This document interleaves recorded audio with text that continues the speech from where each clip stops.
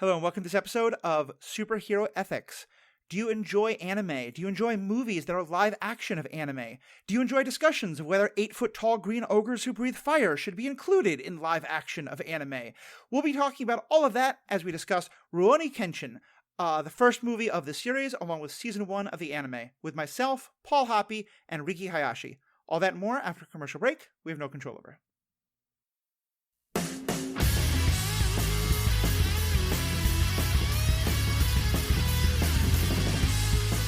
Welcome back. My name is Matthew, your host. You may have heard some new theme music.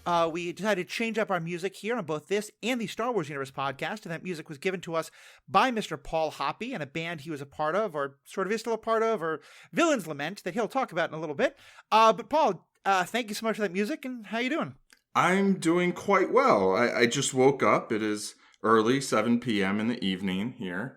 And my band. It was okay, my band. There you go. It's a band that no longer exists, and the title of the song is sort of like "And Then There Were None." So, right. Even though the title of the song is actually "Villain's Lament," but yeah, it felt appropriate to the podcast. So I hope people enjoy it, and if you don't, whatever. I don't know. I like it. People like what they like. It's cool. Paul has been trying to get me into the Kenshin story for quite some time. Mary also is a big lover of it, and especially when we were doing our coverage of Cowboy Bebop and this talking about live-action adaptations of anime, this was one that came up a lot. I finally decided to watch it over the weekend. As I said, Mary was a huge fan. Thought we'd watch one of the movies, wound up watching 2 of the movies and 16 episodes of the anime. We concluded it was about 8 hours total of content, actually more like 10 or 12 hours of content. I'm bad with math, who knows. But it was a lot. It was a lot, and we're going to talk about specifically the first movie and season 1 of the anime. And as part of that, someone else whose opinion I wanted to get on this, because I love having on the podcast, Riki Hayashi. Riki, I know you had not heard anything about this property until I asked you to watch the movie, and you've done so and are joining us now. Yeah, literally like a week ago, I saw the movie pop up on the Netflix algorithm. I said, what the heck is this? And then scrolled past it. And then you mentioned it, so I have watched the movie, never watched the anime or read any of the manga, so this is all fairly new to me. I mean, it's completely new to me. But I am excited to be here and hopefully add some insights, especially on the historical aspects of this for Japanese history. Because definitely. I did study that. Awesome. Yeah, I think it's going to be really great. And we'll give kind of a plot summary in a minute. But yeah, this is actually, we'll dive right into that. So I'll give a quick summary of the plot. So the movie starts with events that are from history. And as Riki will hopefully be talking to us, as I have some knowledge, but I think Riki has a lot more about how this does connect to the real history or not. It starts with the Battle of Tobo Fushimi, which was the final battle of what led to the Meiji Restoration, which was the restoration of power of the Japanese emperor from the shogun in the 1860s, and begun a period of westernization and kind of modernization in Japan. And the movie starts with that final battle, and we're introduced to a character who is called the Batoshi, who is a great swordsman of a kind of almost magical, like superhuman abilities shown in great sword fighting martial art kind of style, who is just, incredible on the battlefield, fighting for the empire, for the restoration. And they end the battle, and it's clear that he is someone who is just known as this incredible warrior who doesn't want to fight anymore.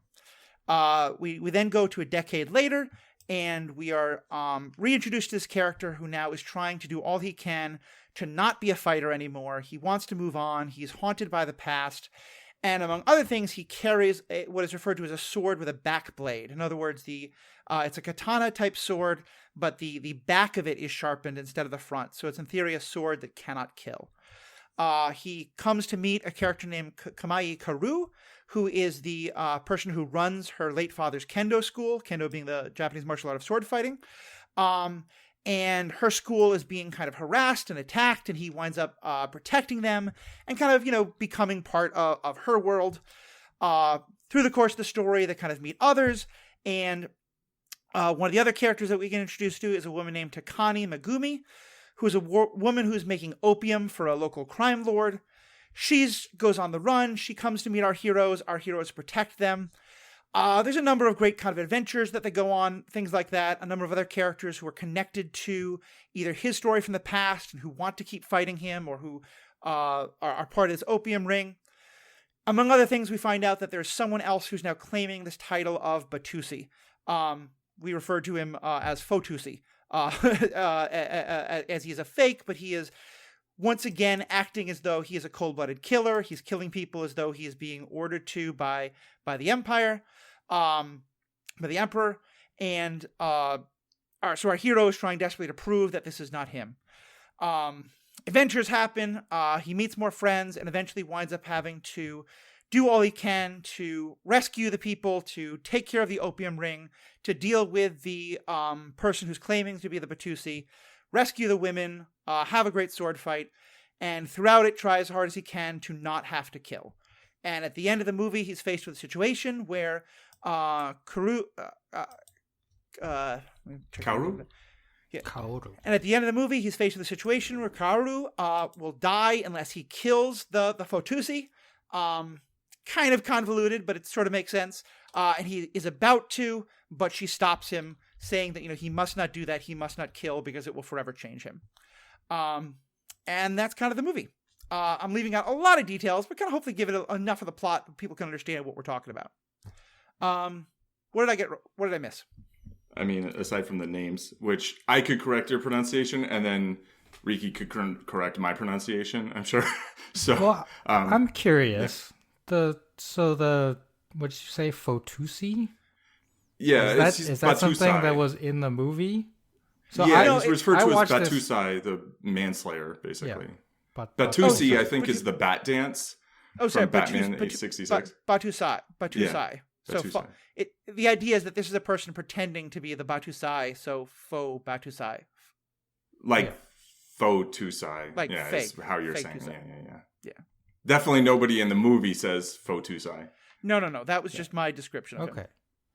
Yeah, so just for clarification, I watched this movie in Japanese. I don't know, Paul, did you watch it in German, perhaps? No. I have only watched Kenshin in Japanese with English subs. Okay. I have heard the English dubs, and it's just, I've heard people be like, oh, it's so silly, blah, blah, blah. Well, I mean, the anime, anyway. And it just, in the anime, I think the Japanese voice acting is amazing. In English, it's hard to watch through. So I've watched it in Japanese. And I watch it in Japanese with English subtitles as well. Let's go on a little small tangent about translation voice actors. Pay them more, because I've been reading a lot about some of these anime that are getting translated, and it's borderline criminal how little they are paying the voice actors for the English dubs. My wife actually worked at a company a long time ago that basically what they did was they took anime and did the dubs, I think. So blame them. She doesn't like that company anyway, and they went out of business. So, but yeah, I mean, always pay your voice actors more, for sure. Definitely. Yeah, like as much as I can, I enjoy getting to hear it in the original language, even if it's one I don't understand, because I think you can get a lot from the acting performances. But yeah, it seems ridiculous to me that dubs are seen as so bad, and it's in part because it's never going to be quite as good, but just that the acting is generally thought of as universally bad. I'm guessing because they get people who are going to take just the lowest possible salaries. Yeah, and then it's like how much effort is put into directing, the material and having it actually line up with the original. I think, right. I mean, translation sometimes is very hard, right? Like not everything's going to translate literally, but, or if it translates literally, it might not translate idiomatically, but yeah, I think really putting the effort into making whatever dub, because some people are going to want to listen to a dub, right? I mean, some people maybe have issues with subtitles, like actual, like, physical issues or cognitive issues or whatever. And so having dubs, I think, is fantastic, but putting more effort into making the dubs good. And I think if you don't have any issues with subtitles, I think listening in the original language, like at one point we were listening to the second movie, which we found somewhere, which was of, questionable quality. But like, I was like turning it up, and Lee's like, you're still not going to understand it if you turn it up. And I was like, yeah, but I want to hear like how they're saying it. And like, I've learned words from watching this series because they say it so many times, Yeah. I think wait was one word you said. Yeah. They're always like, mate. I'm like, okay, that clearly means wait, So Paul, let's start with you, because obviously this is a story that you really loved and that you thought would be great for this this podcast. Tell us more about your overall thoughts on this movie. Yeah, I mean, first of all, obviously, it's like totally my niche, like the highly skilled warrior who hangs up their killing ways and is stoic when things are serious, but silly when things are not, and constantly broods over the consequences of their actions, and and then inevitably gets drawn into like, oh, do I have to, go back to what I was doing before in order to stop people from causing harm to the people I care about, or even people that I care about, yeah, but like whether those are people that I know or just someone I've come upon on the road, Right. And I mean, Kenshin is one of my favorite characters of all time. In a lot of ways, I feel like Aang is kind of his like spiritual descendant in some ways, in terms of like being this character who is central to the plot, is involved in some big struggle, but is like constantly trying not to kill. I mean, also like, Batman or Daredevil. It's like, it's a niche, but the thing that I love about Kenshin so much, which is kind of why the Airbender feels like they have to have watched this series, is how much sort of lighthearted silliness there is amongst the main group of characters, with then these like really heavy things going on as well. And, I just really enjoyed a lot of the characters, from the series. And then I felt like in this movie and the others that I watched of this series, they do a really good job of delivering the essence of the characters to the screen, which, doesn't always work out. I'm looking at you, Last Airbender.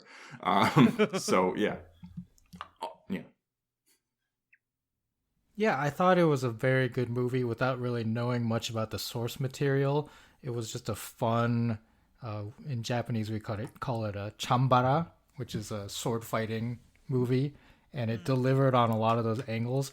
I could see the inspiration from the anime, like the character who has the sword that is like 8 feet tall or whatever. Right. Yeah. Mr. Claymore, man.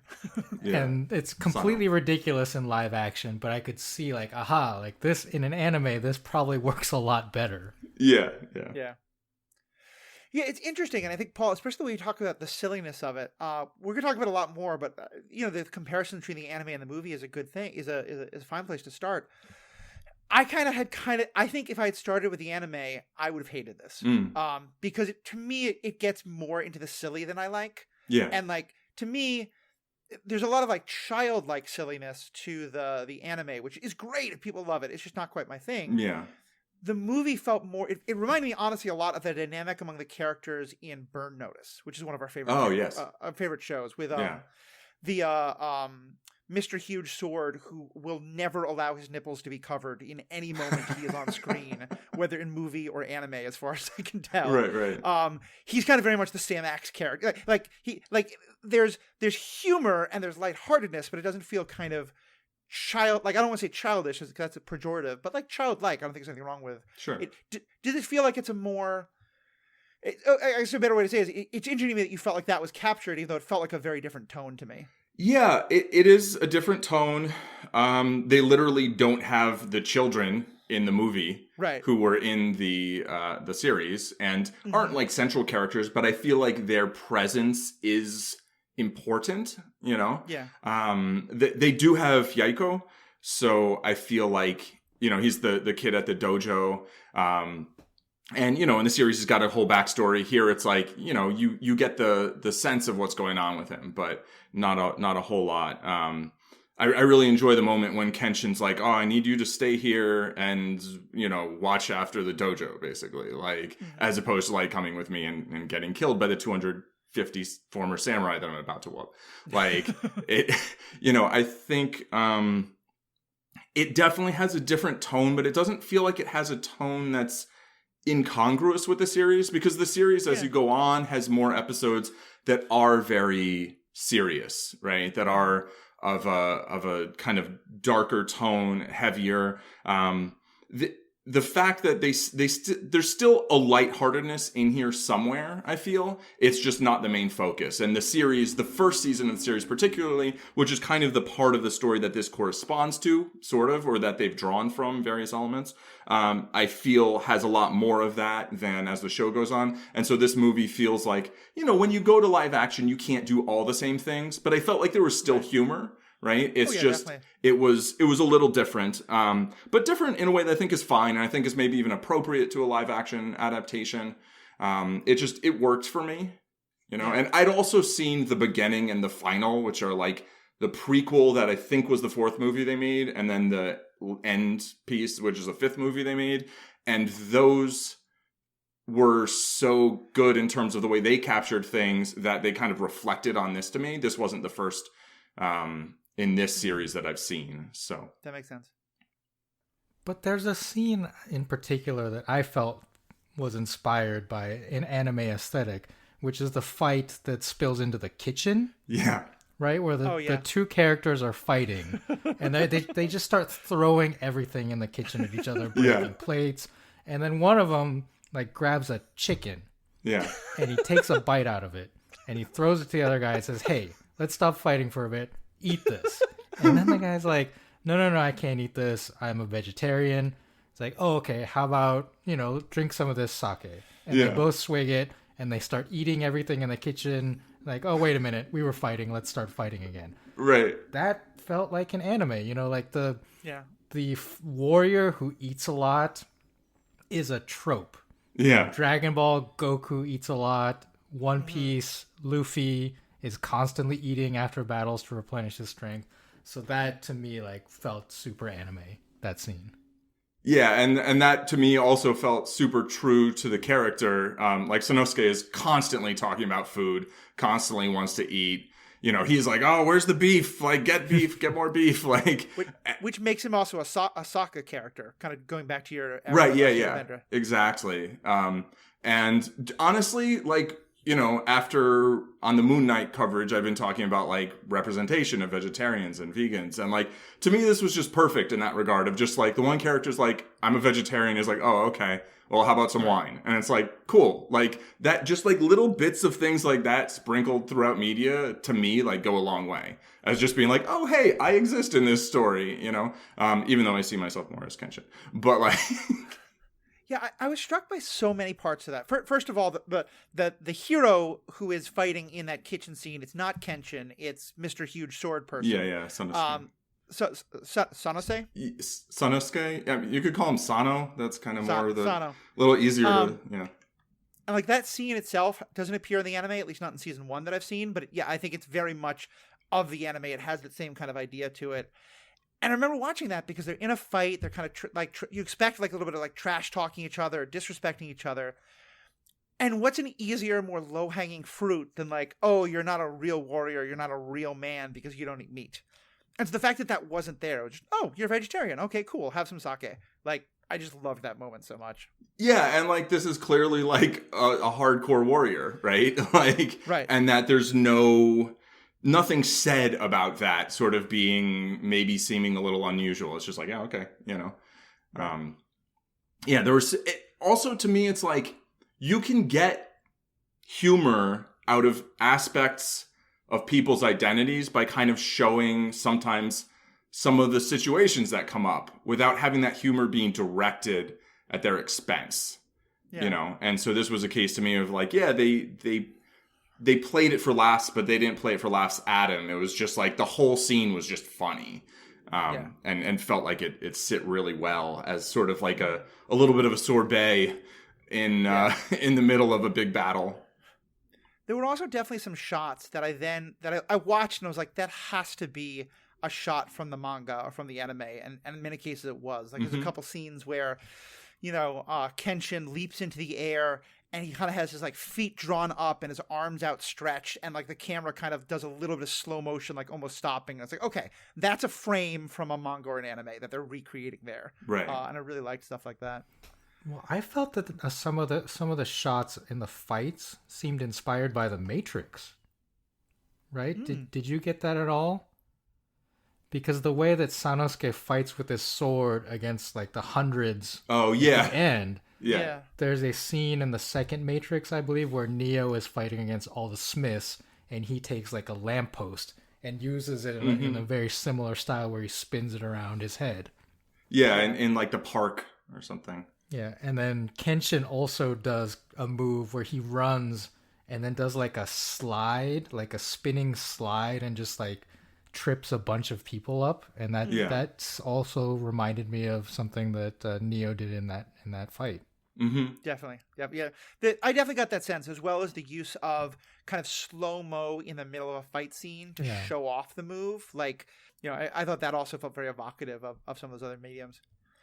Well, let's talk about the setting of this for a moment. And because honestly, it was one of the things that really drew me in. This is a period of history that I'm very fascinated by, both the specifics of it, but also because there's a little bit of a kind of, this moment of history is one that we kind of see at other times as well, in terms of sort of there's been a major political change. There's being a shift away from kind of more traditional ways of doing things, including kind of, people like one of the things that happened at this time was that the samurai were basically made illegal. It was no longer legal for them to carry swords in public. They were cut off from government payments, and like a lot of changes like that. And so the kind of idea of like, what do you do with this cast of warriors, and where do they go from here? But also just this idea of this moment in time of kind of like the westernization and the push back against that. And it's funny because I imagine for many people, especially Americans or other Westerners, if you know about this moment from pop culture, it's probably from the Tom Cruise movie, The Last Samurai, which is completely historically inaccurate as far as I understand. And it's very much a Dances with Wolves story of, we're going to tell the story of, and I'm using this term because it's that how the movie portrays it. I think it's very problematic. The kind of like the white man who discovers the noble savagery and wants to sort of eschew his own Western ways and live among them and see the wonder of it. And in that one, he's fighting on behalf of the shogun against the imperial Western forces.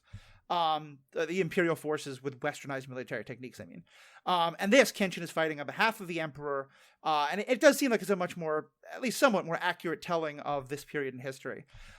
Riki, you probably know far more about it than I do. What did you think of the way they set it in this period of time and how that was represented? Well, yes. So the weird thing to me was at the beginning in the summary, and I believe even in the movie, the battle is considered the final battle, right? At the beginning of the movie, that's the how final it's battle to restore the emperor. Which I understand is not quite accurate. But no, sorry, it's actually one of the first battles. But so after that battle, basically after that battle, the shogunate forces keep getting pushed back and back, meaning to the north, until they retreat to Hokkaido, the northern island, where they form, kind of their own empire. Not empire, but republic, right. I think they called it. And they are later defeated. But this battle that is depicted at the beginning of this movie is actually one of the very first battles of this basically civil war. So it's weird that probably the source material also references that way, and it's kind of historically inaccurate. Mm-hmm. But the overall aesthetic of, what you talked about, the samurai, is pretty accurate. There was a sword ban on carrying swords in the streets.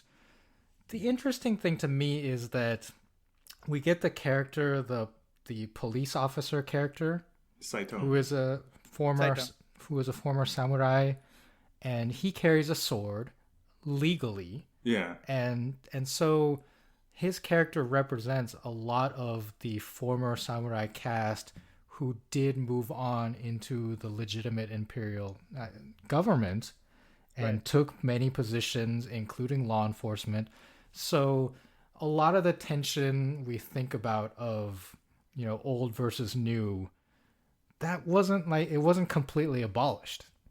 Right. And a lot of the people in the old government did find ways to continue on. And to this day, right, like the samurai spirit in Japan is something that people hold a lot of pride in. The baseball team, when they participate in the World Baseball Classic, calls themselves Samurai Japan. So even though in this period of time it was like historically kind of gotten rid of and like, let's get rid of this caste, let's get rid of these swords, it still continued on. So I really like that depiction of it. Right. And how there were characters like Sato. Is it Sato? Saito. Saito, okay.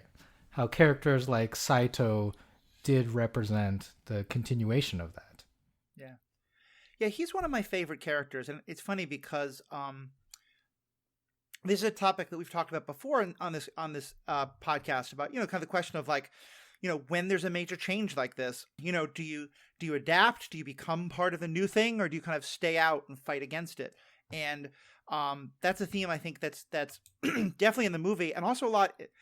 The anime seems like it's a little less interested in the politics and definitely a lot more sort of anti-imperial.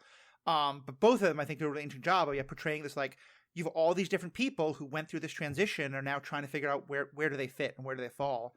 And for some of them, it's this. They still want to have the one last fight. They want to be the one who can defeat the Betosai, if I'm pronouncing that right. And so how that plays out, I think is really interestingly done. Yeah, I think, first of all, I have to reference, now that you referenced baseball, did you see that there was a pitcher who threw a 19 strikeout complete perfect game in like a 20-year-old threw like a 19 strikeout perfect game in the NPB? In what league? Sasaki, in the NPB, the Japanese. Oh my goodness! Majors. I saw a headline about this, and I wanted to read more, but I haven't seen more about it. Which is anyway, that's just like wow. But there's in terms of the timeline. So I think the timeline might make more sense than it feels like it does, because they were saying like we won. That battle, if that battle was the first battle, does that mean that was kind of when the Imperial forces kind of established themselves as like an actual out in the open faction that were seeking to control the government? Because yes. Okay, so the war only lasted about a year, right? Like the outright like fighting of battles. Is that correct? Probably like 1 to 2 years. Right. So Kenshin. My understanding is that it's sort of like the emperor was established, and then there was this like uprising and the battle, and then there was this kind of like series of further uprisings, right? And then part leading to the establishment on the Northern Island. That was talking about. So I don't know that much about the history. Most of what I know about the history is like looking up Okubo or like Saito and the like Shinsengumi like in Wikipedia after watching Kenshin episodes, but like. Kenshin was supposed to have been from like age like 14 to 18 was supposed to have been an assassin. So in general, he wasn't like out on a battlefield fighting battles with a bunch of soldiers. He was going around assassinating people, and he was part of more of kind of like a shadowy group that was like, there was in theory like people trying to move towards doing maybe what that first battle established. So I definitely got the impression from the movie that was like the end of it. But at the same time, I was like, well, if that was the end of it, and then someone took up his sword, like, well, the character who shows up in the second movie, it sort of, the timeline didn't totally make sense. But I think the implication, is supposed to be maybe that they got to the point where they were then fighting these battles, and that's when Kenshin retired. Although I'm not sure. It's probably just wrong. But he definitely was doing what he was doing for longer than the outright war was going on. I think that makes a lot of sense, because what was happening was there were basically 2 breakaway prefectures, I guess, in the south of Japan that were probably conspiring in this way, assassinating people and setting up for this revolution. Right. And then we get to this first battle, which then starts to establish that the Imperial forces have power, and that continues, and they take control. So I think you're probably right that the character was contributing to that pre-war period of shadowy dealings. Right. Right. And my other understanding is that like it is the restoration of the emperor's power and it's Emperor Meiji, hence the Meiji Restoration. But that to some extent, what's established here is it's not as much that they're putting this one person in power; they're establishing kind of a constitutional monarchy, because this is also when the representative assembly begins, the diet and things like that. So I'm not to get too much into the politics of it, but just talking about this as I think when we talk about it as this is the emperor's return to power, that could be somewhat misleading in terms of what was actually going on. Right. People are picturing like Palpatine or something, and like the stormtroopers and right. Yeah, because the emperor, the office, I guess, of the emperor has existed throughout Japanese history and has been more or less the figurehead, right, throughout. And it's just a matter of how much deference the government in control pays to the office of the emperor. And so during the shogunate, the Tokugawa shogunate, from 1600s to when this movie starts, basically, the emperor was very much pushed further back from the seat of power, and the Tokugawa family, in the body of the shogun, and then the samurai class and the daimyo were the political powers. So what is happening here in Japan at this time is that those old powers of the shogunate and the daimyo are being pushed out, and basically like this class of oligarchs, mostly businessmen, are trying to take over. Because I don't think we've talked about this yet, but in 1853, probably about 10 years before the events of this movie, the Matthew Perry expedition. Commodore Perry landed in Japan and forced the country to reopen, because during the shogunate, foreigners were not allowed in Japan, and Japanese people were not allowed to leave, so the country was completely closed to the outside world. And so what's happening in the 1800s is these oligarchs, these business people, are seeing the opportunities, right, to not only take political power, but to take economic power by establishing these trade ties with the outside world, with these markets and new products and everything. So it's very much a political revolution, but also a cultural one, where a completely different cast of people are coming to power. And it kind of makes sense. Like, if you're basically going to be if you're basically going to be trying to get the people to move away from all these traditions, doing it under the guise of we're bringing the emperor back, this most traditional thing, kind of, and giving that blessing. Like, one thing I thought was very interesting, because I was looking more at the history of this, is that it's 10 years after that American naval force. It's also only like 5 or 6 years after the Opium Wars, or at least one round of the Opium Wars in China, where the English had basically forced colonization. So there was this attitude of, we need to be stronger to be able to resist colonization, and then all the questions of like westernizing to fight colonization, and et cetera. We're not a history or a politics podcast, but I think it all is really helpful to kind of set the tone for what we're talking about here. Yeah, and the main villain in this movie is basically a businessman. Yeah. Right. Whose business is, but also someone who does, more legitimate businesses as well. Like, I think he has a lot of money from, doing what oligarchs do, is like, profiting from trade. And I think it's very telling that is like who they chose as the principal villain of this movie, but is also one of the main villains of the, the first season, right? There's a whole arc. And that was a question I had for you, Paul, because so in the anime, you have a couple of different big villains who each have their own agendas and are there at very different times, including one of which is the one who sort of wants to be the replacement to Kenshin. Yeah. Okay. Kenshin. And in the movie, they're combined. Like, he's the main henchman for this businessman. Did that bother you? Did you kind of like that to me? It felt like, okay, yeah, a way to get both these characters into the same movie without really cheapening either of them too much. Yeah, it wasn't perfect, I felt, but at the same time, it felt to me like fine. There's definitely stuff in the way that the Kanryu story plays out that now going to movie 2, I'm like, because the guy in the kitchen and then the guy with the mask, one of them's named Gain, the other one has a name that feels like it's very much like Kanryu, but it's not Kanryu, and I don't see his credit in IMDb, so I'd have to look it up a little bit more. But the two of them, they both are part of this group, I believe. I believe they're two characters from the Oniwaban group, which, and then stuff that happens with them is like very pivotal to stuff that happens down the road. So I'm kind of like, oh, that never happened. That felt weird. And like having Jin be this kind of, who you call the Fotusai, having him be this like,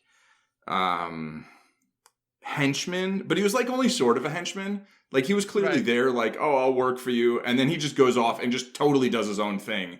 And we never see him with Kanryu again, right? So yeah, he gets to be the final boss battle, not the right. He gets to be the Harvey Dent while the other guy's the Joker, even though he's more like the Joker and the other guy's more like Harvey Dent. But I mean, he also is dressed mostly in black and reaches out his hand to basically force choke someone. So yeah. There's a very strong Darth Vader vibe I was getting from him at various points. All right, well, so let's talk about some of the main kind of ethical questions that come up. And I think maybe the best place is to start with the character of Kenshin, because he's, in many ways, this is very much a trope, but it's a great trope, and one that I think is done very well in this. Of, as we said, the warrior who's seen the worst parts of war and now doesn't want to fight.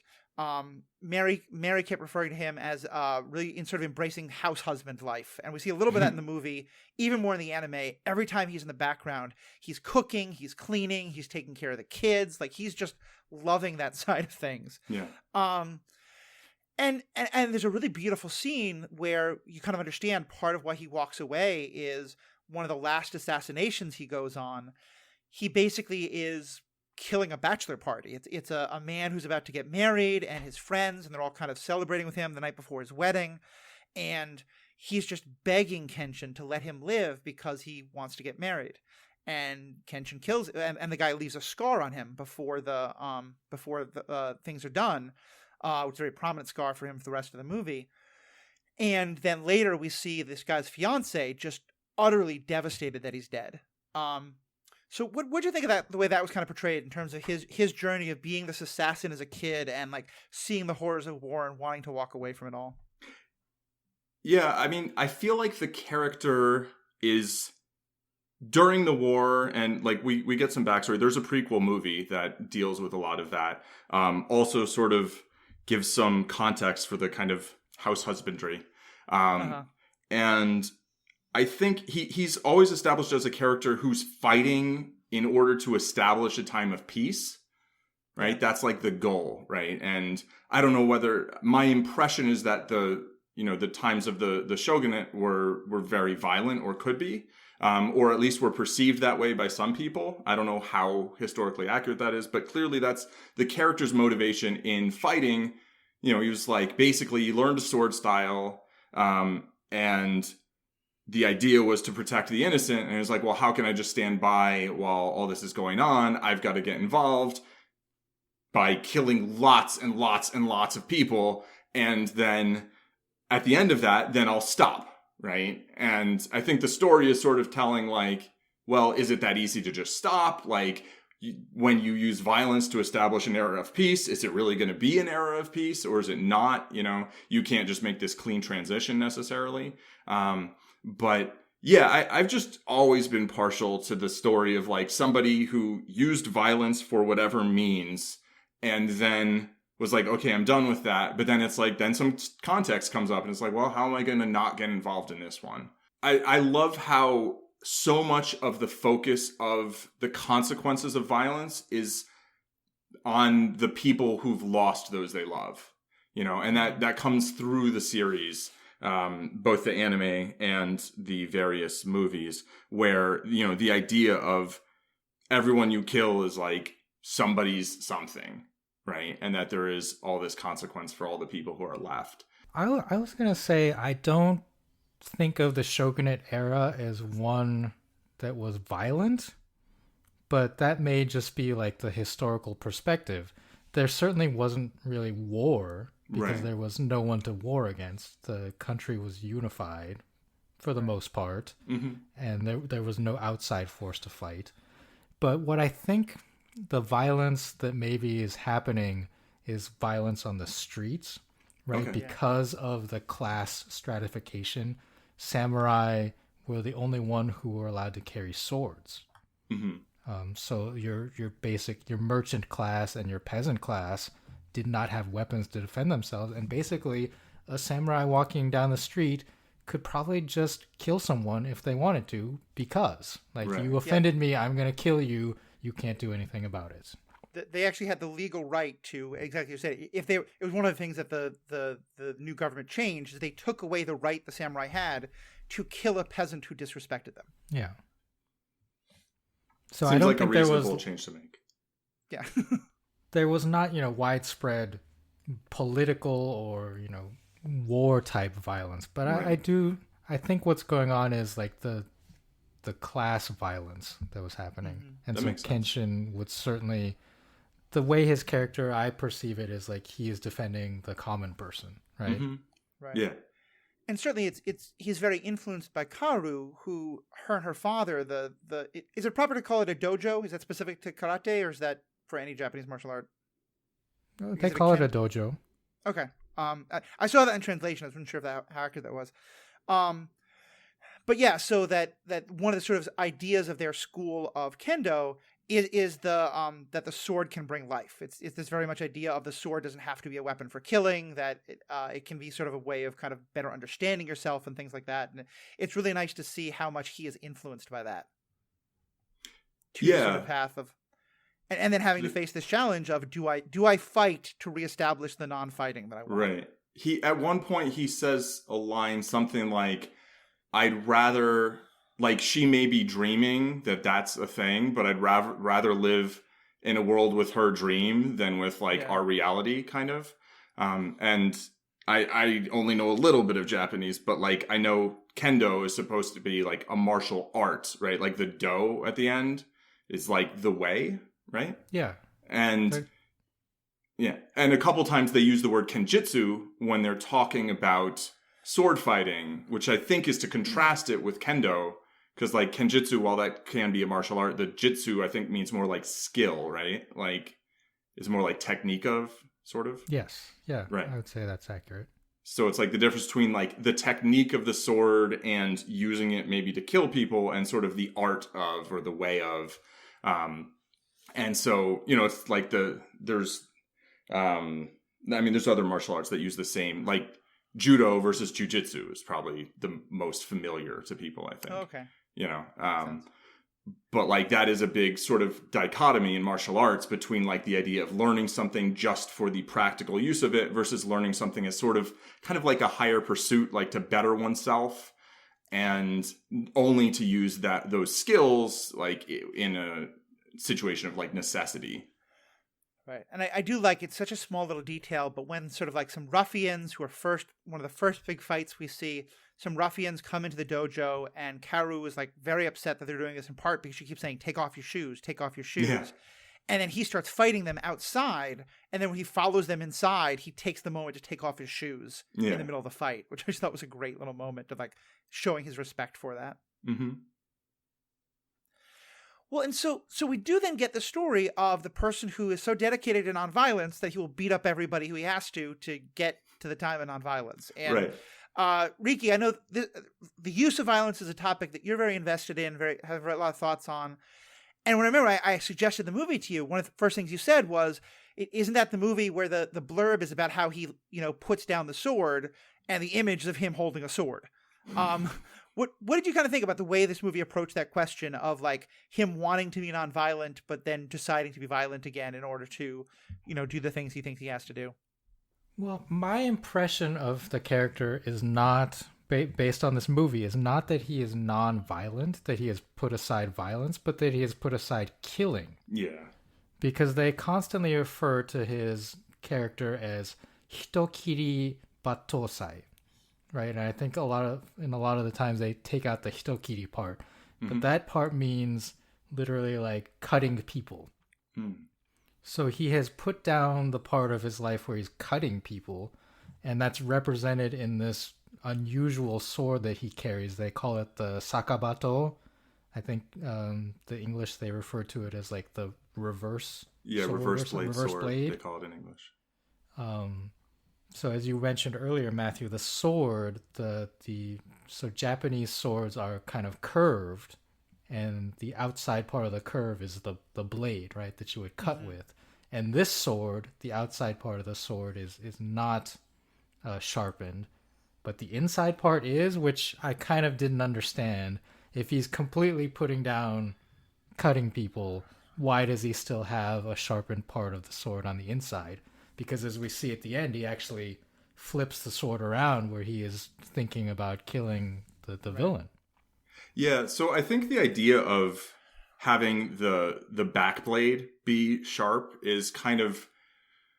I've seen various takes on it, and I forget the exact way that I saw it expressed that I liked the best, but I think the idea is sort of like, in deference, like the idea that like a sword must have a blade, but he has it pointing at himself, as opposed to... and at one point when I think when he's fighting Saito, Saito like has it cutting into his shoulder or something. Right, he's like pushing the blade back. He's pushing it into it. Yeah, exactly.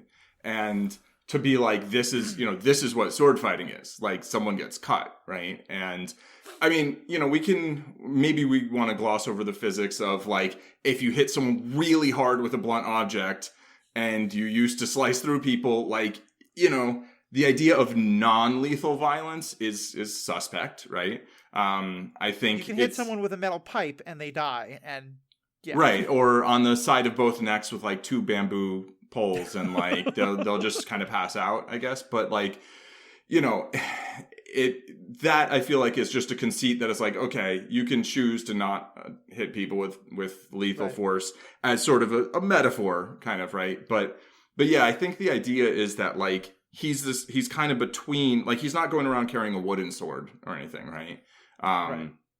But which is what Kaoru is doing all the time. She's like attacking people with like regular swords, with like she attacks Kenshin, she attacks Jin, like, and she doesn't even have a metal sword. But I think the idea with him is this sort of like two sides of like, first he was a killer, then he was a wanderer, and he still has a blade, but he has it pointing at him whenever he's fighting. I think sort of to remind him that like violence can be lethal. Right. Yeah. And also so we can cut things in half when it's necessary.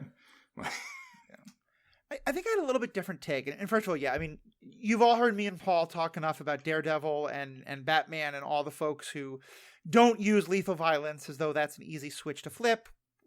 We've had that conversation. This movie, again, is ridiculous about it. We can move on. But it did feel to me like there were two kind of issues that were a little bit both established but then kind of linked in a way that frustrated me just a little bit, because I think you're right, especially by the end of the movie, it's very much about will he kill or not.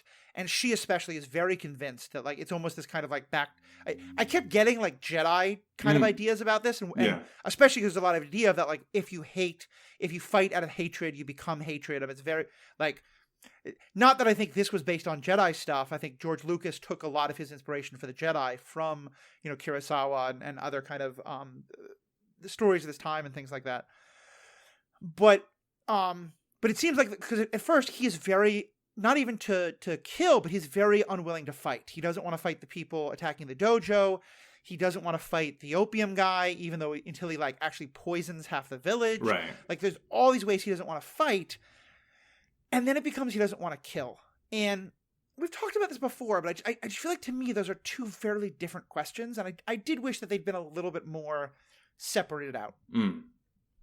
I think he definitely explicitly took a I will not kill anyone again oath. He clearly didn't take I will never engage in violence again oath, because he still has a sword, right? I mean, you don't carry a sword if you say you're never going to engage in violence again. You just, like, why would you have a sword? But I do think he doesn't want to engage in violence lightly, because, the idea that it can become lethal. And yeah, I agree that he's got this hesitance through the movie early, to engage in violence. To the point when he's fighting all those people at the dojo, he's not even using his sword to begin with. Right? And like there's a lot of spots where he just won't even draw his sword. He'll like hit someone with the hilt, or he'll dodge or whatever. And then eventually, like once he draws his sword, you're like, oh, this is serious now, But yeah, I can see how this didn't as firmly establish that as like that he's not a pacifist, right? Right. But he doesn't want to see the consequences anymore of lethal violence anyway. And so in order to avoid that, he tries to avoid violence in general. Right. That makes sense. Yeah, I think certainly the anime, I think, does a better job of establishing that. So and it has a lot more time, right? I mean, I think that's always, whenever you're going to make a movie based on a series, it's always like, okay, I'm going to give you a little bit of leeway for not delving into like Yaiko's backstory, right? Like, we're not going to learn everything about all these characters the way that we do in the the animated series. Right.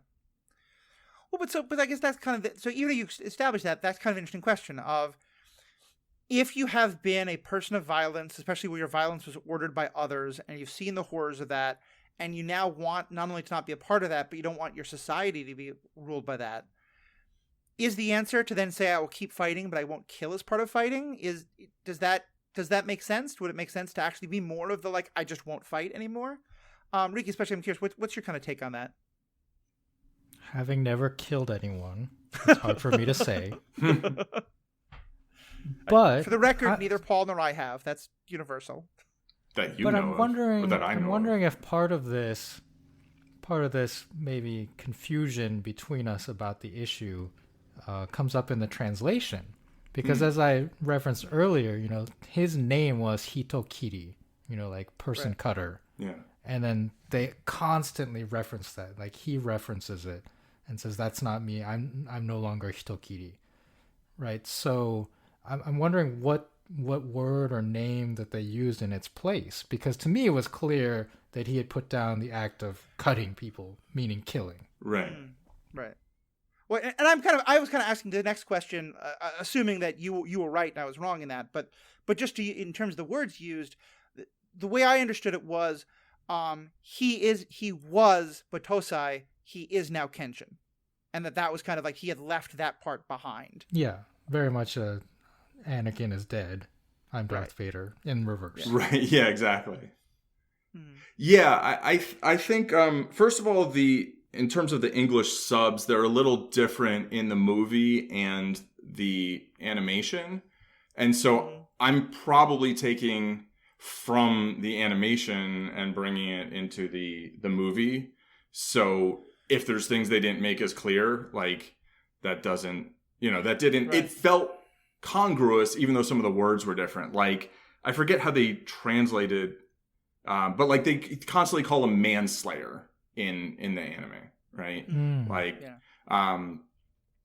that, again, that was the name that they used for who he was, that he was trying hard to be. Exactly. And then that, like, that's not who I am. That's not who I am. That's not who I am. Right. I'm Kenshin the Wanderer, basically, right? And yeah, I mean, I'm not gonna lie, like, I have toyed with the idea of learning Japanese just to be able to watch the series better. Like, sometimes I put off watching series because I'm like, oh, I'll just learn this language first. It's like, But like, we have a friend from high school who like basically learned Japanese largely by watching anime and lives in Japan now and, speaks fluently. And I mean, that's like one of the best ways to learn. Like, you're not going to just necessarily absorb it automatically, but if you study some and then you watch a ton of animation, like it really helps, but yeah, it seems to me like the killing is very explicitly the thing. And in terms of giving up violence, broadly speaking, it's like, well, I think it depends on what kind of world you live on, I mean, yeah, sure. It's a choice, right? It's like every time you see someone be oppressed by somebody who's just using violence as their power, like if you have the power to stop them from oppressing those people or from inflicting violence on them, is it better to kind of like keep your hands clean, or do you get involved? And I don't think that's something that there's necessarily like a clear, this is the right answer. Right? I think it's a choice. And I think Kenshin clearly made the choice to try to avoid getting involved unless it seems like there's no other way. And then he does get involved. And that's kind of, I feel, a theme throughout the series. And we can there's an 18-year gap between that battle we saw and then when the movie takes place.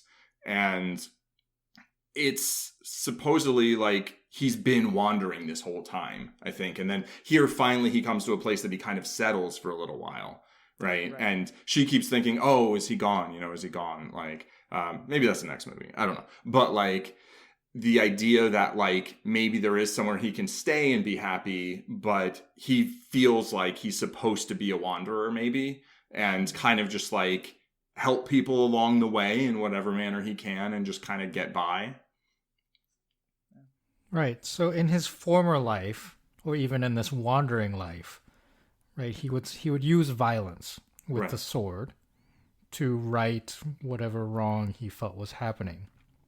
And then we reach the point in this movie where the wrongs being perpetrated, right, are rat poison on the citizens of the town, the opium that is being spread and used to keep people addicted and downtrodden, and then the use of guns. Right at the end, we see one of the characters has 2 pistols that seem to have unlimited ammunition that like popped out of his sleeves, Desperado style, and then the Gatling gun at the end.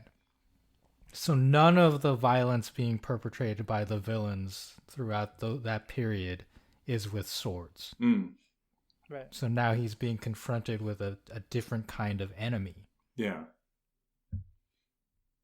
But he has to somehow still use his sword and his own brand of violence to correct the injustices that he sees happening. Yeah. And so you think he's making the right choice then in doing that? I guess. I don't know. Okay. Hey, you've often talked about like being interested in the ethics of when you choose violence. I thought you'd have, because to me, I think that to me is the heart and soul of the movie, and that's where a lot of the I love the movie, but it's the same problem I have with Daredevil. It's the same problem I have with Batman. Is that I feel like to decide I will do violence and not be lethal to me is a cop out. Because I just think physically it's not possible, as we've talked about before, but also it feels like, and don't worry, don't get me wrong, I mean, the fight scenes are great, I love it, but it's always to me an interesting question of like, can you choose to be somewhat violent, as a way, one of the reasons why I love the movie V for Vendetta so much is I feel like it has a very different perspective of, yes, I'm going to use violence to sort of clear out the old, but violence can't be part of what builds the new. And Kenshin's constantly talking about the new age, that the using the language that kind of the Imperial group had been using in terms of bringing about the new age that he thinks is going to be so much better.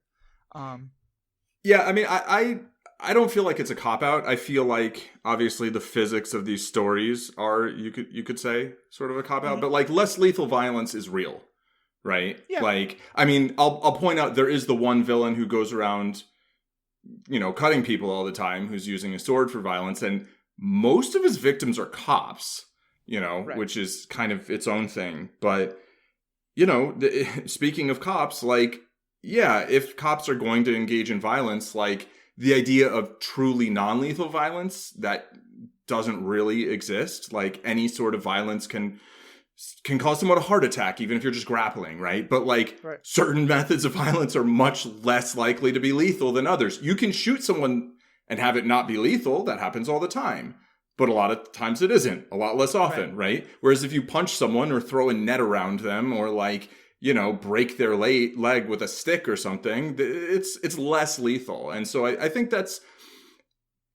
in a lot of these stories that's presented as this very bright line distinction between I'm using violence that might end in death or deliberately will, or I'm using violence that can't end in death. And I think that's a little bit of a fairy tale, right? But I think it is very real that somebody can say, okay, I'm going to try and stop these people who are doing violence by using violence, because truthfully, there's not a lot of other ways to actually stop someone who's actively involved in violence, right? There are a lot of ways to try and prevent someone from getting to the point of wanting to use violence. There's ways of trying to reduce the prevalence of violence in society. But like when somebody is actually actively engaging in violence, often the only thing that's actually going to stop them is some form of violence.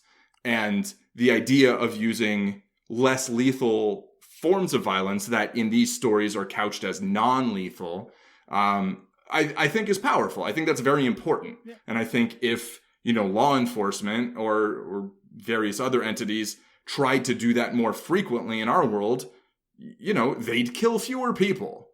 And I think that would be an improvement. I think we're actually largely agreeing though, and I should maybe to me the cop out isn't the cop out is the idea that you can guarantee that I can take an oath to never kill someone, especially because I mean like so much of the cop killing so much of the murder of people by police that we've seen recently has been by police using quote unquote non-lethal means. So that was just my point, is that to me a character who says I want to never kill again, so I'm going to do everything I can. But in deciding to go back to a life of violence, I accept the possibility that someone might die. To me, that would be a lot more honest than the I can take an oath of never killing and yet be violent. Sure.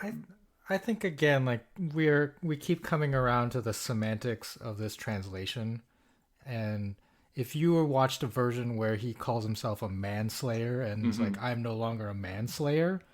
Yeah, I understand where you're coming from. From my perspective, listening to the Japanese version, him saying he's no longer going to cut people is completely consistent with how he acted in this movie in terms of his relationship with violence. Like, he never broke that oath in all of his fights, right? And was very tempted to at the end when he flipped his sword around.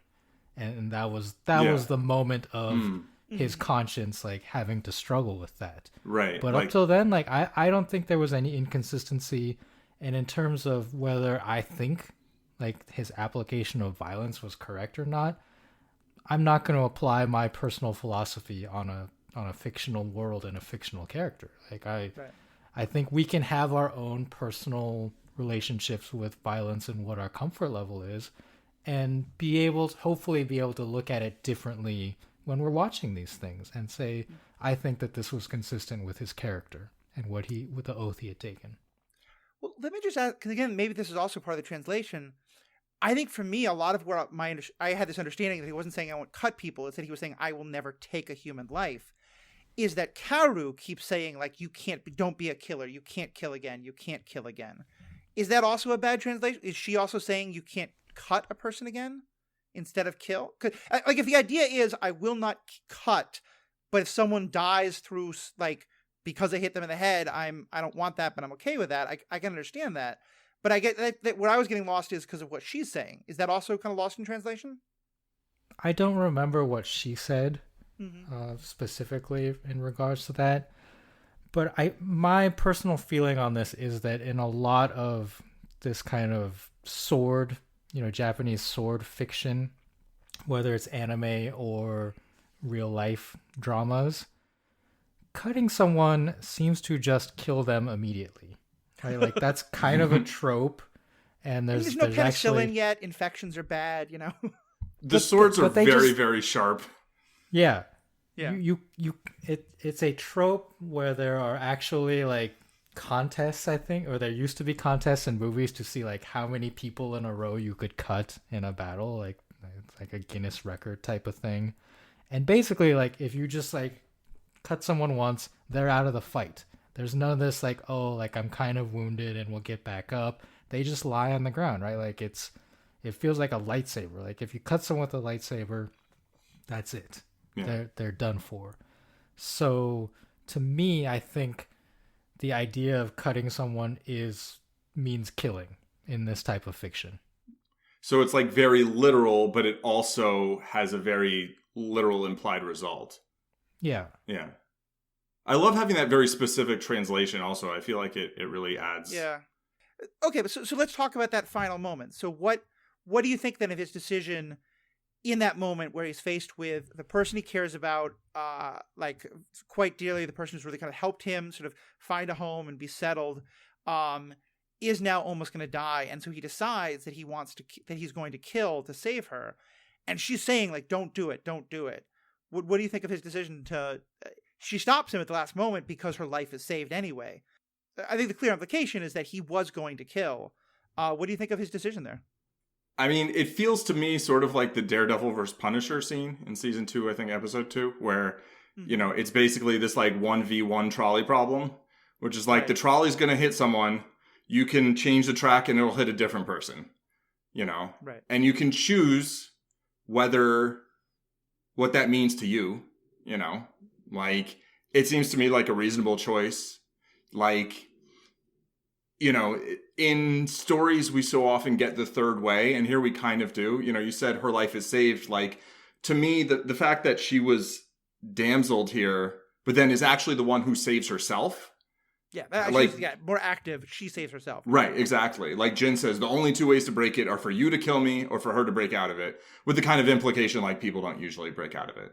And the fact that she does break out of it, like, I mean, first of all, to save herself, but also she saves Kenshin from having to basically, he's already made that decision.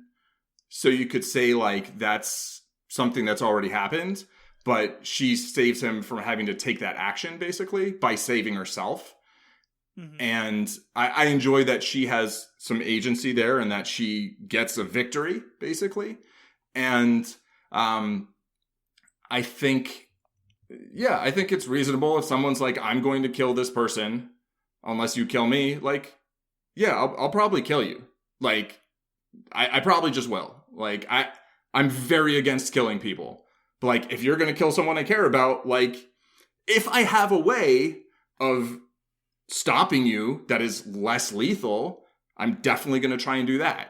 But like, if it is this literal 1v1 trolley problem, I'm sorry, you made your choice. I'll make mine. And like, that's just, that's how I feel about violence at the end of the day, really, is like, if I were to say, no, I'm not going to get my hands dirty, like, I don't know, have I done better? Like, I would rather find a way. I would rather see heroes who find a way not to kill someone in that spot. But like, sometimes maybe that's not a thing, right? And here they came up with this sort of mystical, like, it's not magic. Like, yeah, when you have to say something's not magic, it's totally usually magic, right? And so they come up with this very big hypothetical, right? But, yeah, I mean, he makes a decision that I think is consistent with his character because he gave up killing he started killing to protect the weak and innocent, basically. He gave up killing because he didn't want to kill people anymore. But if someone's about to kill someone in that spot, for most, usually he would find some third way, right? That happens constantly in the stories. Someone's like, I'm going to kill this person. I'm going to find a way without killing you, to stop you. And I don't remember whether in the series something like this happened where I remember there was a thing where he was like maybe about to kill someone, but I'd have to rewatch that. But like, generally he finds a third way. And I love that. I love stories where there's another way, right? There's a way that doesn't involve killing the person. But if there is literally no other way, all right. No. What I don't understand in this moment is that usually when the hero is confronted with this choice, right, to kill a villain, the hero previously has not killed. So it is seen as this make or break moment where once you cross this line, right, forever you are now forever a killer, versus not a killer. But this character Kenshin has been a killer in the past, so he's crossed that line many times, and so there's this personal oath that he has, but it does not, to me, seem to hold the gravitas of the usual, if you do this, you become just like them type of thing that we see. I definitely picked up on that, and I thought it was very interesting the way they built that moment. And again, this is more coming even from Karu than from himself. It almost seemed like they were treating it like an addiction. Like, he couldn't have that first drink. Right. The idea that, like, if he kills once, then the seal is broken and he's not able to sort of stop himself again. Well, that's interesting about the addiction because of the undercurrent in the plot of opium that we see throughout this. So that's a very different way of looking at it and something that I might have to re-examine. Mm-hmm. The idea, that if you kill, like, because I was thinking like, well, what if he kills this person? Like, you've killed before. I feel like he's still a morally good person throughout this movie. Right. But the idea that if he breaks the seal, as you said, he might go back to his former life, Yeah. even, that he might enjoy it. Also, because it's Just like an addiction. It's so much easier, right? It's like, well, instead of looking for, the third way, kind of like, I could just kill this person. And then like the next time it's like, maybe there is a third way, and like, you just don't bother to look at it, right? You're just like, oh, yeah, this is easy. I'll just kill this person. And yeah, I think that's a really good metaphor, and not even just like addiction, like enjoying it, which maybe, right? I mean, that definitely can be a thing, but also just like the ease, the sort of like habits are powerful, and if you have a habit like killing people or opium, like, and then you get past that habit where you've made it not something you do anymore, I think the longer you go without doing it, the easier it is to not do it. But then if you do it one time, it's like, oh, well, I did it that one time. Like, I could just do it one more time, right? And I think it can sort of spiral there, kind of relapse. Yeah, I think that last point is really essential. I've spent a lot of time in 12-step groups, both in Al-Anon for my parents drinking, but also for some of my own addictive issues. And that's one thing that often get brought up, is that the problem is that it's not that like the first drink will destroy you, it's that the first drink won't. And so it lets you think like, oh, so maybe it's not. And yeah, I really love this moment. And maybe we just see this movie fundamentally differently. And I'll agree, maybe it's because I don't understand the translation, but I think we're on the same page. But to me, like what you kept talking about the third way, kind of drawing a completely different comparison. One of the things I love about Star Trek, the Wrath of Khan movie, is it draws this idea of like, the whole point of the Kobayashi Maru is to see how would you face a no-win situation? How would you face a situation where you have to choose between one of two bad options? And that Kirk has lived his entire life always finding a third way. Right. And the kind of part of the point of the movie is that that's kind of cheating. Like, it's great to find the third way, but it also means you never face the hard question. And I think that's why I'm so often frustrated by I will do violence, but I won't kill. And what I meant by it being a cop-out, and again, I understand that that's not exactly the idea, but it still seems like there's some level of he doesn't want to do that level of harm by cutting. It feels like he's always able to find a third way. And so here, what I like is that there is no third way. The only option is, do you kill or not, or do you cut or not? And so he chooses to do so. Because to me, that like, it's not that it kind of reveals he's a hypocrite at all, but it does show to me that like he's kind of the oath he's taken is an oath he's taking in part because he can always find a third way, and that when he can't, he will break it. And I just thought that was a really nice way to play with the trope and to reveal a really interesting side of him. I agree. Yeah, I liked it. In terms of this movie, I don't know how it fits into the whole history of the character in the anime and the other movies, but I don't think this is something that they can keep repeating, if that's the case, right? Like, you can't have too many of the moments like this, or else the character kind of starts to feel cheapened, right? In the same way that Batman can only have that dilemma of killing the Joker a couple of times over the course of your history. Because, after a while, it's like, why don't you just do it? You can't keep having that dilemma. Right. They do come back to that, a few times in the series over the course of, 90 or 100-something episodes or whatever. But, it's like, oh, well, how are you going to stop so-and-so without killing them? How are you going to stop so-and-so without killing them? How are you going to stop so-and-so without killing them? But, here, it does feel different than it usually does, where... I think one thing in terms of what he actually chooses or doesn't choose to do is he doesn't talk that much. I think a lot of the conflict, there's a lot of internal conflict, and a lot of it is implied, I think.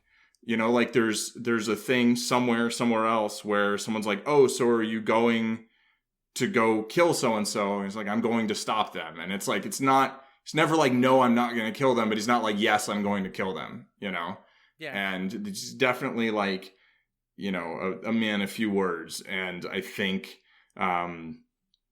you definitely can't come back to the well of like making the decision to, because here he's like, yeah, okay, I guess this is what I'm going to do. It's a big dramatic moment. If that's the big dramatic moment at the end of movie 2, it's like, all right, we saw that moment. You know, it's kind of like my peeve with like a lot of superhero movies is that it's like in each movie they're like deciding whether or not to be the hero. It's like, give me that one time and then just show me them doing their thing, right? Being true to who they are for a number of things. And then you can come back to that maybe in movie 4 or 5 one time, you know. Or like, can we all work together? Yes, you can. Right, exactly. The alien, you defeated the Chitauri, now just work together. Right, yeah. Stop fighting about totally, it. Totally. Yeah, and that's a problem, I think, with an anime or a manga, because they go on for so long. Right. Like, this one was, 28 books, I believe I read, which is pretty long for a manga series to go on. And the same kind of problems happen in, Dragon Ball.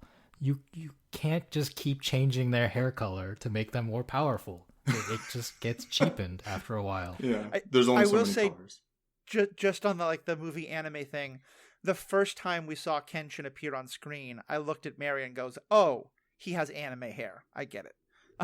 Because he just has that very he has the bangs kind of falling in front of his eyes. That that may well be a very accurate look to the time, but it just looks like every every emo, slightly androgynous, video game anime hero character that I've seen. I mean, I would imagine a swordsman with hair like that is not very accurate to any time. You definitely don't want bangs in your eyes when you're trying to fight. And he has anime age too, because Paul, I think you said he starts at 14, and then this is another decade later. Still looks like a teenager. Yeah, now he's 28, but he definitely in the show he still looks like a kid. When I even thought he was a kid until I realized he was 28 and he'd been wandering for a decade after killing people from high school ages, basically 14 to 18. Definitely. All right, Paul, I think one of the things you wanted to talk about was the tropes. I think we've talked a little bit about how this kind of movie subverts some of the tropes. Like I said, I love that last moment. Where else do you find it interesting the way it played with tropes? Yeah, basically just so I love Megumi and Kaoru. I think they're both great characters. They both get damseled here, but Megumi damsels herself. She just straight up goes to go kill the guy, and then she gets captured, and then Kenshin goes to kind of to save her, but also because everybody's getting poisoned. And she does that in part not just for her own things, but because she doesn't want to bring danger to everyone else around her. Exactly. So I thought that was a very heroic attempt right up until the Mace Windu backswing, which That's exactly what I was thinking. Right? Just stick it in. Don't pull it back first. That probably doesn't sound right. But those backswings, I'm like, oh, come on. Again with the backswing. Yeah. No, but it was a fun way of subverting the trope, as well as in the movie, obviously there's kind of a romantic tension between Kenshin and Kaoru, and then this other very attractive woman is introduced, and she flirts with him a little bit. You get the sense it's just kind of how she relates to people at first, but there's very little love triangle action, and even in the anime, the love triangle-ness of it is played up very hard in the first episode you meet her. And she's very well, Kaoru, you missed your chance. He's going to go for me. I'm the pretty one. And then they just drop it entirely. And they're very happy of we're not playing this game of the guy who just wants to swing his sword while two women are arguing over him. That again sounds very wrong, but you know what I mean?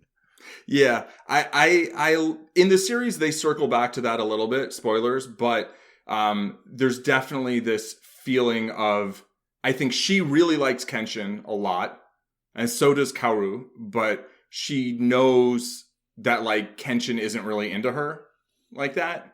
I mean, I think she knows maybe Kenshin isn't really in a mental place where he's necessarily all that into anybody like that for a while at least, but it does feel like one of those sort of paths that they could go down and then have it be this really big deal, right? And be kind of a team Edward, team whatever the other guy's name is, Jacob or something, I don't know. Jacob. I know you just did Twilight, right? That's on the brain, but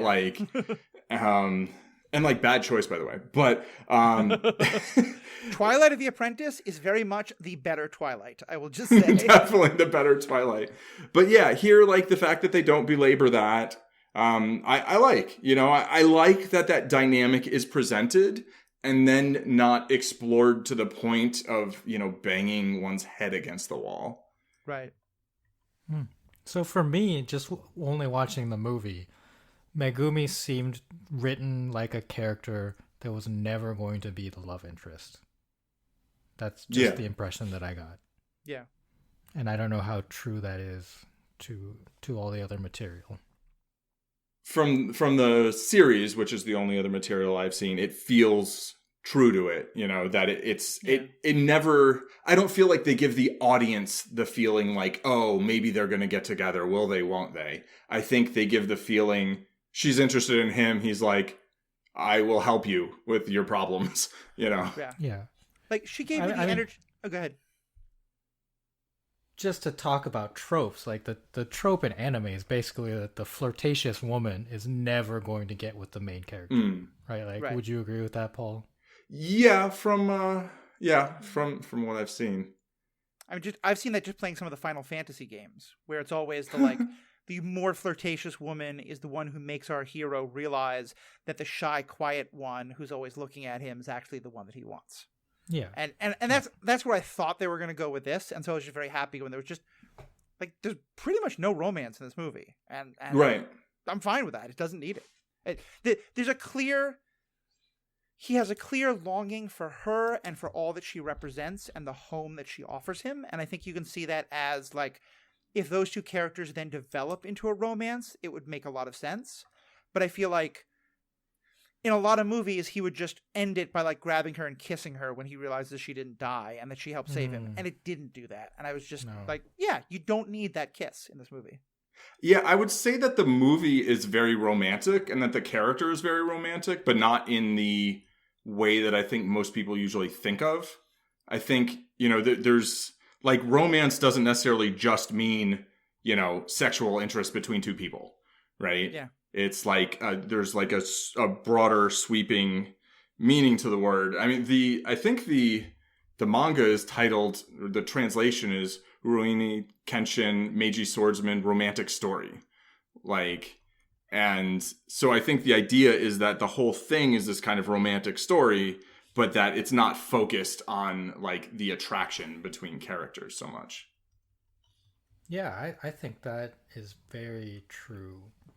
Basically, like the romance is not between two humans, but more like between two lifestyles. Yeah. Yeah. Right. What he sees in her is the possibility of not just like putting down the blade, or like giving up the blade of his weapon, but just putting it down completely and maybe like becoming a teacher at this Right. dojo. And I guess still using his skills, but probably, as a teacher would here in this setting, using a wooden blade. Right. A wooden sword. Yeah, totally. And it's interesting because I also think there's a third level of romance there. And this is much more subtle, but I think it's there maybe a little more, even more in the anime, which is like, this moment of transition is in part like when you're like moving away from a past that often is more, towards a future that is more kind of modernized and industrialized. Like there's often the romanticization of the past, and I think there's some level of that too, of the romanticization of the samurai and the like, and that some of the movie is about like, yeah, it wasn't actually pretty. He was, killing people the night before their wedding without really understanding why and stuff like that. Yeah, for sure. And I mean, there's some things about the character's backstory that add to this feel, I think, that I won't really give away. But if you watch the prequel movie, Origins, I think, you'll get to that. Not Origins, this is Origins. The prequel movie is called The Beginning. And then the postquel is called The Final. So, but I think that's really well said about sort of the romance between like the ideas and like ways of seeing the world, kind of. And I mean, I think he clearly in this movie like loves Kaoru, right? But like not in a like I want to get with her kind of way, like he sees her as found family, I think. and as sort of emblematic of kind of like a way of hoping to see the world going forward. Yeah. And that's what we only get a little of it, but all the stuff she says about sort of her understanding of the sword, that it's not necessarily a weapon of death, that it can be a weapon of life, I think is really interesting and plays a lot more into the idea of what it is that his oath is. For sure. Is there any other last points or questions? We kind of got on for quite a while, but there's so much to talk about this movie, and I think we will definitely be returning to the Kenshin saga at later points. I know Will Freeland, who is often on a podcast as a guest, he's been on talking about Moon Knight. He's part of the Hype is My Superpower podcast. He loves the anime, and so he's going to come on at some point. But finishing up this discussion about the ethical questions in movie one, any other last points or questions either you want to get into? I was just going to say that in the English translation anyway, he's constantly referred to as having godlike speed. You were talking about superpowers. He hasn't quite leveled up to beyond godlike speed yet here, but that, there is definitely a level of superhuman ability that is not necessarily regarded as being superhuman there, but it is definitely, I would regard it as a super heroic level of swordsmanship. And I think the style he does, Hiton Mitsurugi style, kind of maybe plays with that sort of like godlike. I think it means something about, I forget the exact translation. I don't know if... What's the word? Hiton Mitsurugi? It's a lot. I don't know. Okay. Yeah. But no, that's not in the... How's that not in the... That's not in the wiki even. Okay. And I'll just say about that, in the anime, I think they do a wonderful job of capturing that. A lot of the times when he starts using his sword powers, everything kind of fades, and you just see this like silver slash of light. Yeah. It's supposed to be like the tip of the sword, like or the sword itself moving all over. And I think that level of swordsmanship is very difficult to capture in live action. And I felt like they did a fantastic job of it. It's not quite the same visually, but I think that's a huge challenge. And I felt like they did a really good job of it. Yeah, it felt like they captured anime level combat on live action in a way that made someone like me who doesn't enjoy anime combat really enjoy it. And people who do like it. So that's a high compliment. Yeah. Riki, any other kind of last thoughts or comments from you? No, I enjoyed this. I'm glad I got to watch it. I don't know if I'll go on and watch some of the other ones, but fair. It was a good movie. Yeah. I think overall I like movies that ask us good questions, but also it was just a great movie. I'm just gonna definitely enjoy watching it again sometime. So, well, thank you both for being so much a part of this. Paul, you have been engaging in combat of a different sort, a taking of money and giving of money and making videos about it. How have your battles with the YouTube algorithm and the forces of video editing been going? Yeah, they've been going well. It is a lot of work, learning a lot of skills, but it's fun. And, the videos I think have been getting better and a little bit more widely viewed. So, I'm Zen Madman Poker on YouTube with that. And, it's been a lot of fun. Awesome. Riki, anything you're doing these days in the world of Pokemon you want to have people know about and follow up on? Yeah, you can follow me on Twitter at WikipediaGo, where I will give you tips and tricks on how to fight with Pokemon in the game Pokemon Go. And remember, they do not die, they faint. No killing in Pokemon. At some point, we are going to discuss the ethics of going out into the world to seek out wonderful, beautiful creatures, enslaving them, and then forcing them to fight for your amusement, because I have some questions. All right, I feel better about it if they just faint, but yeah, that's fair. Definitely. I'm grossly misrepresenting it. I know that's the joke. Thank you both so much for being a part of this. To our listeners, have you seen the movie? What do you think? What do you love about it? If you haven't, just from our discussion, what do you think? Is it something now you're interested in watching? What's your take on this whole idea of agreeing to keep fighting, but thinking you can do so while still holding certain lines of things you won't cross? Would love to hear your thoughts on it. If you go to theethicalpanda.com, you'll find all of our information, as well as information about all the other podcasts I'm doing. On behalf of myself, Paul, Riki, thank you all so much for being a great audience, and have a great day.